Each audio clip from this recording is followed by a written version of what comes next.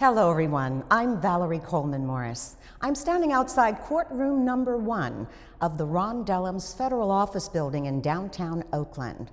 I am about to interview Senior Judge Saundra Brown Armstrong. I met her the summer of 1970 when I interviewed her because she was the first African-American policewoman of the Oakland Police Department. It was followed by 3 presidential appointments. Indeed, 50 years of public life and service. So we are just continuing our conversation. Number one, I just need to let you know how thrilled I was at our reunion. I can't believe it, Valerie. I absolutely cannot believe it. And you look absolutely gorgeous. I can't believe a day has passed because it certainly doesn't show on you. Well, that is very kind. We know that we are kindred spirits with age, the decade in which we grew up, and the things that we do. So I am just delighted to be able to sit here in what I'm calling your house. The courtroom. This is the place where you have thrived for a long time. That's right. I absolutely love it. You know, law school was actually the first educational experience that I had in my life that I really enjoyed. I did well in school in general, but law school, I loved it. And I went to law school for one purpose, and that was to be a trial lawyer, because I felt that what lawyers do, they do in the courtroom. I loved the competitiveness. I loved the fact that I mastered the rules of evidence. The rules of evidence are like rules of the road. If you know how to drive, you need to know the rules of the road. And the same thing is in the courtroom. And it used to thrill me to handle cases where people would underestimate me. But if you're in command of the rules of evidence, you're in command of the courtroom, and I love that. I love convincing a jury of my peers my way. I just enjoyed the entire process as a trial lawyer, and then of course the next natural progression is the bench. When I think about how you evaluate things, that's what I remember, even all those years ago. Evaluation has always been a very critical part of your thinking. How has that helped you continue to thrive now as in your position as senior judge? Well, basically, being able to evaluate is part of what lawyers do. That's part of the process that we learn in law school, and that is how to analyze and evaluate the merits of a case based upon your understanding, again, of the rules of evidence and what will come in, what will go out. And so it's incredibly important. You know, during my time as a lawyer, I was a prosecutor both on the state level and the federal level.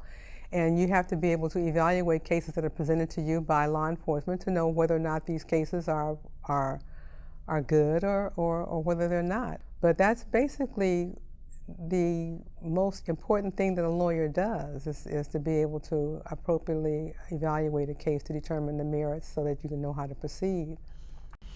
The merits and knowing how to proceed makes me think about your family. Because when we think back to your mom and dad, your father from Texas, your mom from Massachusetts, but they met in San Francisco. Mississippi, my mother's from Mississippi. Oh, Mississippi, pardon me, from Mississippi. All right, then they get to San Francisco. Your father is discharged from the Army. Yes, that's right. Alameda, Navy. Tell me about life there. Well, we didn't live in Alameda. We lived in Oakland. We moved to Harbor Homes after they were married, and we moved to Harbor Homes in Oakland for a couple of years, and then moved to Brookfield Village, which is right off 98th Avenue in East Oakland. It was a wonderful life. We were a very close-knit family. I had 2 brothers and 2 sisters, and we attended the public schools. We were happy and enjoying life. Public schools, here we go. Castlemont High School. Yes. Merritt College. Yes. That's where you got your AA. That's right. Then on to Fresno State, a BA. Yes. Look at us, our time, 1969, same time I was at San Jose State. I know. And then moving on. You wanted to work as the juvenile probation officer. That's what I went to college for. I was really interested in working as a probation officer only because I was interested in working on child abuse and neglect cases in which children are victims. And the probation department had the juvenile division I was very familiar with. So that's why that was my purpose and that was my major in undergrad. However, when I finished, at that time, that was a pretty popular position, I guess, because they had waiting lists in just about every county. So I applied and I was on waiting lists waiting for the position to become available. Initially, you declined a position with the Oakland Police Department, is that correct? Yes. Oh, I want the details on that. Well, a friend of mine who was a lieutenant of the police department at that time knew that I was interested in child abuse investigations, and so he encouraged me to come and talk with one of the policewomen there. Now, those were the days right when the Black Panthers were starting, and of course I was born and raised in Oakland, and most of these people lived in the neighborhood that I lived in, and I was a little reticent about working for the police department, and I wasn't sure about what their focus was because I was more interested in kind of helping the families of abused and neglected children, and he really encouraged me to speak with a policewoman. So I ended up going on a ride-on with one of the policewomen. At that time, they had 4 slots available for police women, and the women had to have college degrees. They had 700 plus slots for men who could come on with high school educations. Let me pause here. Are we talking double standard? At least double standard. You're absolutely right. And to compound that further, the women could not compete against the men for advancement, so that when you come on, even though you have more education than the men do, you are never able to compete against them for advancement. So you would just basically be doing the same thing for 20 years if you stayed there.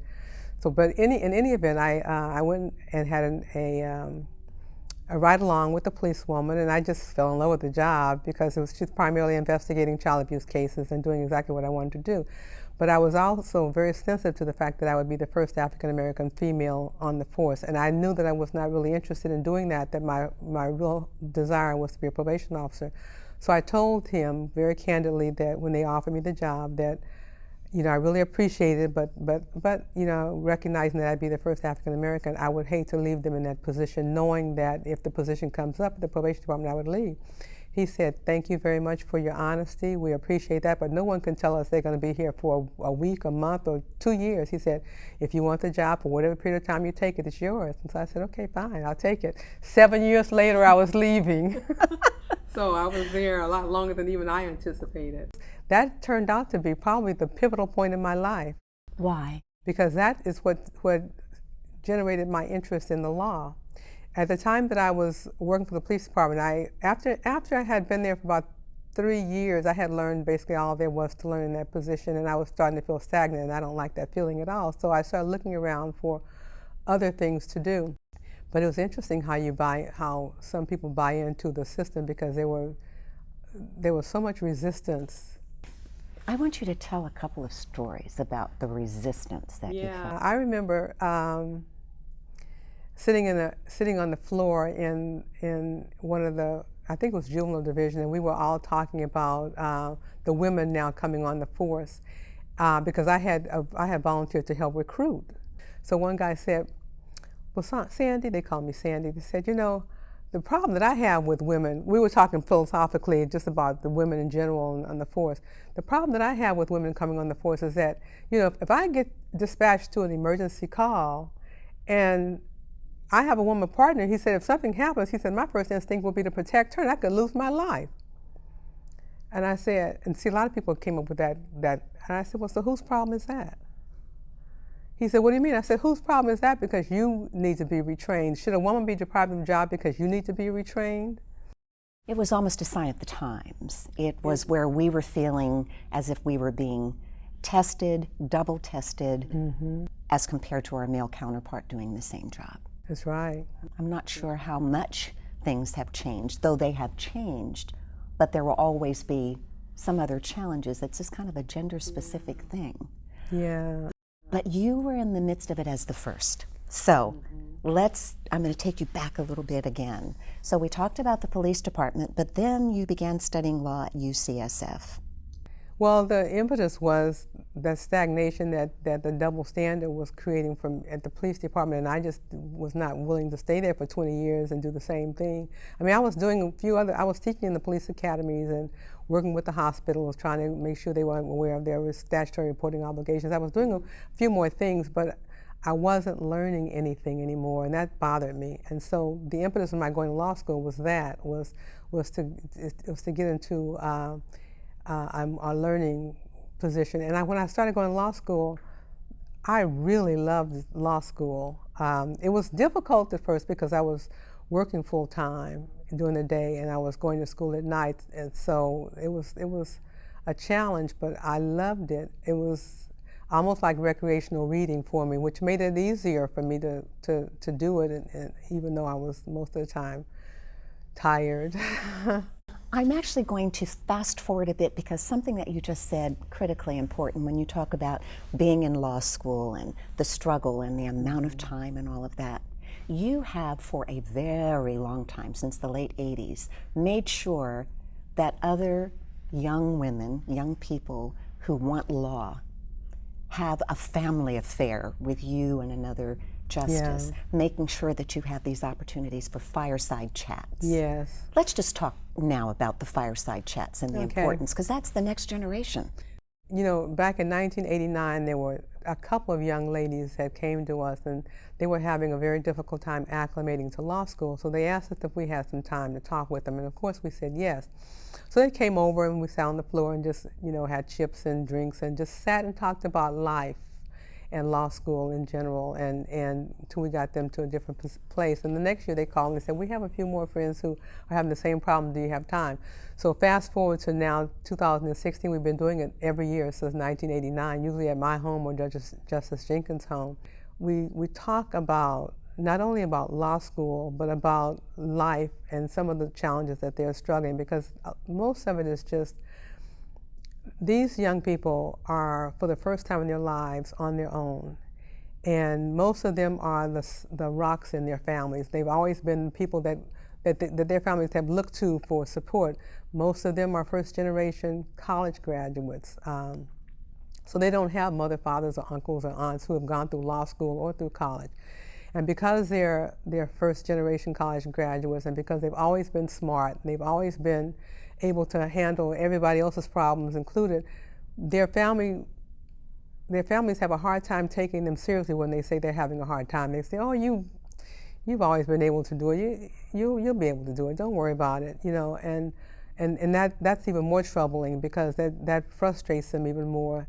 And so a lot of the students that we have in Fireside, for the first time in their lives, they're questioning their competence, and they're frustrated. And so what we try to do is help them with their perspective, to understand that what they're going through is normal. It's not anything that they've gone through or they're going through, somebody else has gone through already. And we share personal experiences with them, let them know that, you know, I wasn't always a federal judge. At one point I was where you are. And the challenges that I endured and surmounted are, some of them are probably more difficult than the ones that you are. But we share our personal lives as well as our experiences in law school, so they will have a perspective that they're okay. You share a lot of personal experiences. Yes, I do. You even shared one with them about, okay, so there may be someone in your life, don't let their worries necessarily be your worries. That's Would you tell us a little about that? Yes, I was dating a guy. Actually, we were engaged for a minute, and you know, when I started going to law school, actually I tried to encourage him to go to law school too, because I was kind of thinking we would probably grow apart if he didn't, and he wasn't interested in going to law school, so I went. And since I was working full time during the day, and I would study every night after I would get home from school, my day would go. I would start from home about 8 o'clock, and I would work until 5. I would jump in my car, drive to San Francisco at 6, and go to class from 6 to 10. I'd get home by 11 o'clock, and that was every night. And then I would study on Friday nights and Saturday, and around about Sunday, about 5 o'clock, I'd be completed with my studying. And then we could go to dinner and a movie or something. And so at some point he told me that he wasn't happy, you know? And I said, well, I'm not responsible for your happiness. You are. This is a priority for me. So if this doesn't work, then it doesn't work.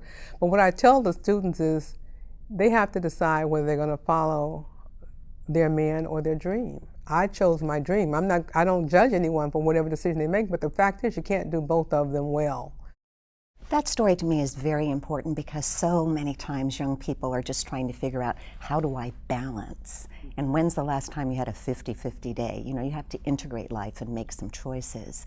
One other comment I want you to make with regard to the mentoring, the active mentoring of students. So you did the students who are in law school, but then they graduate. Yeah. Don't they need help there too? They do, and we started a group a couple of years ago for students who are transitioning from the study of law to the practice of law. And so we had them over my house, and we started talking about some of the issues that they're dealing with. And I usually invite practicing lawyers too. And I should have said that for the fireside, we have a lot of practicing lawyers and judges that come, and we invite people from all disciplines. But for the new lawyers, it's even more important to have practicing lawyers who are there who can help them in terms of job opportunities as well. But most of the issues that the lawyers who are transitioning have, well, a lot of them have not had opportunities to work, so they don't have job references. And so what we try to do is look for ways to create those opportunities for them. And one of the ways that I suggested to them was to, if they were interested in externing in my chambers, I'd make that available to them, and that way I could supervise them developing their research and their writing, and perhaps put them in a better position to look for a job. And we've had at least one woman who put me down as a reference. I was thrilled to be able to give her a reference, and she was able to get a job that she loves. So what we try to do is, in addition to motivating them, empowering them, giving them perspective, and just helping them on their pathway. And we tell them we are their extended family. So we're here, and if they need to talk, then they can ventilate or have questions about anything, they can pick up the telephone and call us, because we are invested in their success as much as their families are, and we're as proud of them as their families are. And we are where they want to be, and since we are where they want to be, then we can offer them whatever guidance that they need. So what I'd like to get to now is Oakland. You were born and raised here. You love this city. I do. You've spent time and energy in making it good and making it work and hoping that it will move forward in a positive way. With that in mind, can you explain your genuine faith in the system, even though sometimes the public may say, there was that trial, but the verdict wasn't what we thought it should be? You would explain to them that the verdict may not be what you wanted it to be, but the system worked. I frankly believe that most jurors are very good about following the law. They take their job seriously, and they make decisions based upon the instructions that they're given by the judge. Unfortunately, when you see sound bites on television, or you even may hear hearsay or things on television, those are not the things that the jurors are considering. And half the time the public is not aware of most of the evidence that the jury is considering. But I do think that just because the jury's decision differs from yours is not an indication that the system doesn't work. The system works as it's intended. The judge presides over the case. The lawyers, your lawyer and the other lawyer, try the case. The jury takes all the evidence, and then they make a decision based upon their evaluation of the evidence that's before them. That's the way it works. Whether the result is what you would like to have seen or not is not determinative as to whether the system works. All right, 2012, there was also something major that happened, and that was 2012, you received your master's in Divinity from Pacific School of Religion. Yes, I did. Divine intervention has been a very important part of your career. Actually, I think the divine intervention started, actually at the beginning of my life. I don't want to start that far back though, but you want to start with my career, starting with the police department. The police department was not a place that I was interested in. I would never have gone to the police department. That's not a place that I was interested in, or nor would I have even thought about, but ended up going to the police department. Law school was not something that was in my radar until I got to the police department and worked there for a while, and then I ended up going to law school. After the first semester, as I indicated to you, I was going to leave law school, but I guess I was not. I literally left not intending to go back on the second semester, but I'm thinking divine intervention again. That wasn't meant to happen. The dean called me, and I started back in school, and then I graduated and did well. I ended up deciding to go to seminary because I was initially planning on teaching law and religion. I always thought that both venues tend to largely ignore the other, law and seminary. Seminary, they don't pay any attention to the law, and law schools don't pay a lot of attention to religion. And so I thought maybe we could marry the two, because they could both benefit from a healthy infusion of information from the other. Most of my life, I have always felt that I was being prepared for something, and my mantra was, when you get me to the place where you want me to be, just give me the ability to discern what you want me to do and the courage to do it. Because I could never understand why me? I mean, I was born and raised in East Oakland, but there are a lot of people born and raised in East Oakland, and I don't think I'm more deserving, and I didn't work any harder than anybody else did. Maybe some people I worked harder than, but I've just been, my whole life has just fallen into place. When I look back over my life, I do a retrospective, I can tell you exactly why he put me in every single position and how each position helped advance something that was to come in the future. And now I can see that. And then the same thing happened. I lost my sister. I had just gotten married. I'd been married for a year. And we had just moved to Washington, D.C. when I started working for the Department of Justice, and we had a home built. And the home was like 4 bedrooms home, and we had just finished it, and 3 weeks later my sister died. And she had 4 children, and my husband said, just bring them all home because we have space for them. Nobody else can take care of them the way we can. Literally within weeks of the home being completed, we had space for these children. I just believe all of that happened. Timing and everything happens for a reason. Everything really does happen for a reason, and as you tell that story, that's another part of our quiet shared history. That's right. That week, that day. That's right. That interview that was just... And you were so gracious. I just really appreciated that too. Well, blessings of light too. Those children that you took in, the one that you birthed, and to all the ones that you are mentoring, as you have told them, they are your extended family. And that's divine intervention. It is. Thank you so much. Judge Armstrong, my friend Saundra. You are so welcome. I have thoroughly enjoyed seeing you again. Can't believe it's been 50 years. Let's not wait 50 more. Exactly. Thank you. You're welcome.